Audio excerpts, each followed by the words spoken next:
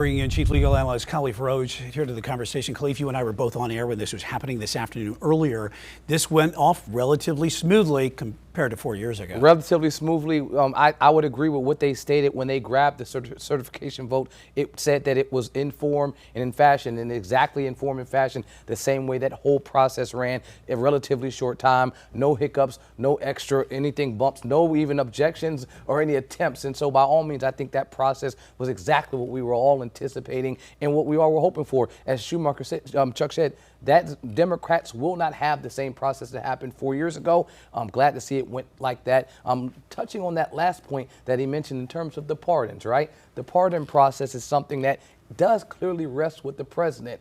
I would 100% agree with that. Now, the decision to do that is another question for another day. I think the president will have to take a long look and make a determination if that's the road that he wants to go down. Yeah, you're speaking about those pardons. The Justice Department was the largest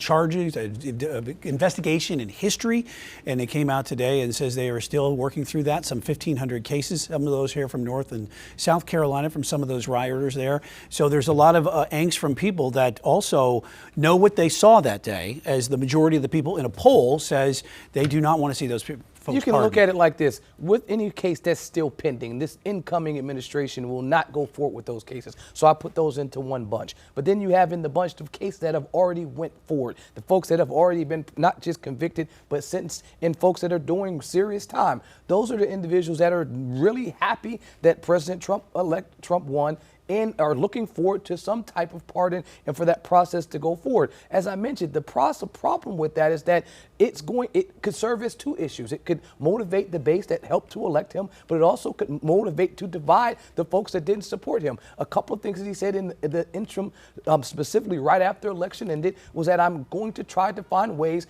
to work with those folks, but I'm also going to try to find ways to bridge and bring back this country. If you're making the statement of make America great again, as to your point, there is a strong segment of the community that is saying that they would not like those folks to be pardoned. However, there is a silent majority, and oftentimes vocal minority, I should say, that is looking forward to those folks being pardoned. I would hate to be the folks in the room advising him on this situation, because at the end of the day, both decisions could put him in a situation that are not in the. Well, let's put you in that position right now as being advising some of the folks here, because how would that look?